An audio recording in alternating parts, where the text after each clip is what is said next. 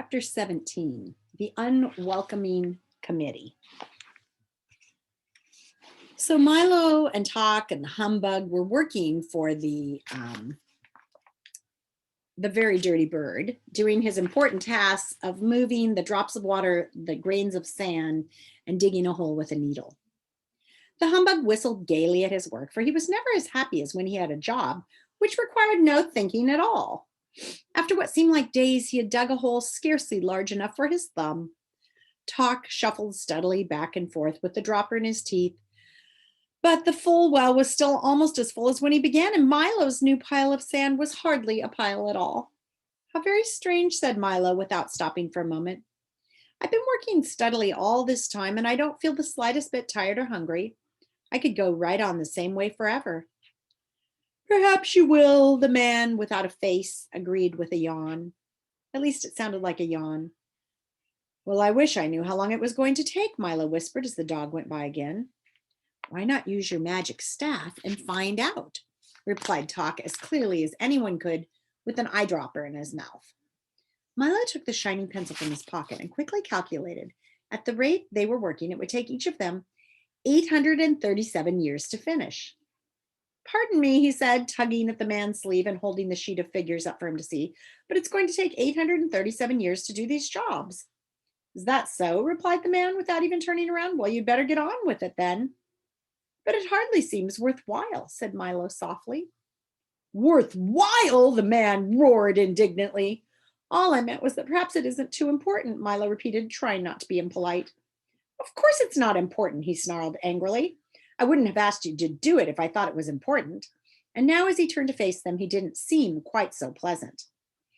"Then why bother?" asked Talk, whose alarm suddenly began to ring.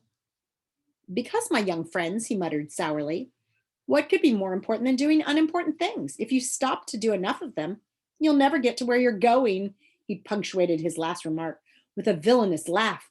"Then you must be," gasped Milo. "Quite correct," he shrieked triumphantly. "I am the terrible Trivium, demon of petty tasks and worthless jobs, ogre of wasted efforts, and monster of bad habits." The Humbug dropped his needle and stared in disbelief as Milo and Talk began to back away slowly. "Don't try to leave," he ordered with a menacing sweep of his arm, "for there's ever so much to do, and you still have over 800 years to go on your first job." "But why do unimportant things?" asked Milo, who suddenly remembered how much time he had spent each day doing them. "Think of all the trouble it saves," the man explained, and his face looked as if he'd been grinning an evil grin, if he could grin at all. "If you only do the easy and useless jobs, you'll never have to worry about the important ones, which are so difficult. You just won't have the time, for there's always something to do to keep you from what you really should be doing. And if it weren't for that dreadful magic staff, you'd never know how much time you were wasting." As he spoke, he tiptoed slowly toward them with his arms outstretched and continued to whisper in a soft, deceitful voice, "Now do come and stay with me. We'll have so much fun together. There are things to fill and things to empty, things to take away and things to bring back, things to pick up and things to put down. And besides all that, we have pencils to sharpen, holes to dig, nails to straighten, stamps to lick, and ever so much more. Why, if you stay here, you'll never have to think again. And with a little practice, you can become a monster of bad habits too." They were all transfixed by the Trivium's soothing voice. But just as he was about to clutch them in his well-manicured fingers, a voice cried out, "Run, run!" Milo, who thought it was Talk, turned suddenly and dashed up the trail. "Run, run!" it shouted again, and this time Talk thought it was Milo and quickly followed him. "Run, run!" it urged once more, and now the Humbug, not caring who said it, ran desperately after his two friends with the terrible Trivium close behind. This way, the voice called again. They turned in its direction and scrambled up the difficult, slippery rocks, sliding back at each step almost as far as they'd gone forward. With a great effort and many helping paws from Talk, they reached the top of the ridge at last, but only 2 steps ahead of the furious Trivium. Over here," advised the voice, and without a moment's hesitation, they started through a puddle of sticky ooze, which quickly became ankle deep, then knee deep, then hip deep, until finally they were struggling through what felt very much like a waist deep pool of peanut butter. The trivium, who had discovered a mound of pebbles which needed counting, followed no more, but stood at the edge, shaking his fists, shouting horrible threats, and promising to raise every demon in the mountains. What a nasty fellow, gasped Milo, who was having great difficulty just getting his legs to move. I hope I never meet him again. I believe he's stopped chasing us, said the bug, looking back over his shoulder. It's not what's behind that worries me, remarked Talk as they stepped from the sticky mess, but what's ahead. Keep going straight, counseled the voice as they continued to pick their way carefully along the new path. Now step up, it recommended. And almost before they knew what had happened, they had all taken a step up and then plunged to the bottom of a deep, murky pit. But he said up, Milo complained bitterly from where he lay sprawling. How many of you are screaming right now at Milo for being so gullible as to believe this crazy voice? Well, I hope you didn't expect to get anywhere by listening to me, said the voice gleefully. We'll never get out of here, the humbug moaned, looking at the steep, smooth sides of the pit. That is quite an accurate evaluation of the situation, said the voice, turning cold. Then why did you help us at all? Shouted Milo. Oh, I'd do as much for anybody, he replied. Bad advice is my specialty.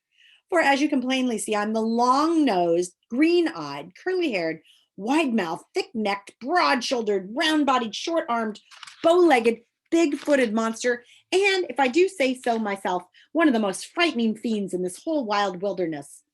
Let's do some envisioning and picture that. With me here, you wouldn't dare try to escape, and with that, he shuffled to the edge of the pit and leered down at his helpless prisoners. Talk and the humbug turned away in fright. But Milo had learned now that people are not always what they say they are, reached for his telescope and took a long look for himself. And there at the rim of the hole, instead of what he'd expected, stood a small, furry creature with very worried eyes and a rather sheepish grin. Why, you're not long-nosed, green-eyed, curly-haired, wide-mouthed, thick-necked, broad-shouldered, round-bodied, short-armed, bow-legged, or big-footed, and you're not at all frightening, said Milo indignantly. What kind of demon are you? And here's our cute little fella. Isn't he cute? He looks like a little beaver. The little creature, who seemed stunned at being found out, leaped back out of sight and began to whimper. I'm the demon of insincerity, he sobbed. I don't mean what I say. I don't mean what I do. I don't mean what I am. Most people who believe what I tell them go the wrong way and stay there. But you and your awful telescope have spoiled everything. I'm going to home. And crying hysterically, he stamped off in a huff. Certainly pays to have a good look at things, observed Milo as he wrapped up the telescope with great care. Now all we have to do is climb out, said Talk, placing his front paws as high on the wall as he could. Here, hop on my back. Milo climbed on the dog's shoulders. Then the bug crawled up both of them, and by standing on Milo's head, just managed to hook his cane on the root of an old gnarled tree. With loud complaints, he hung on doggedly until the other two had climbed out over him and pulled him up, somewhat dazed and discouraged. I'll lead the way for a while, he said, brushing himself off. Follow me, and we'll stay out of trouble. He guided them along one of the 5 narrow ledges, all of which led to a grooved and rutted plateau. They stopped for a moment to rest and make plans. But before they had done either, the whole mountain trembled violently, and with a sudden lurch rose high into the air, carrying them along with it. For quite accidentally, they had stepped into the calloused hand of the gelatinous giant.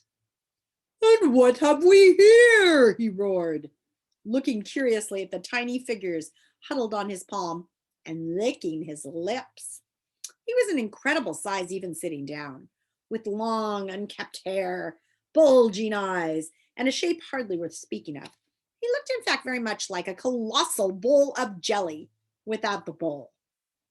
How dare you disturb my nap? He bellowed furiously, and the force of his hot breath tumbled them over in his hand.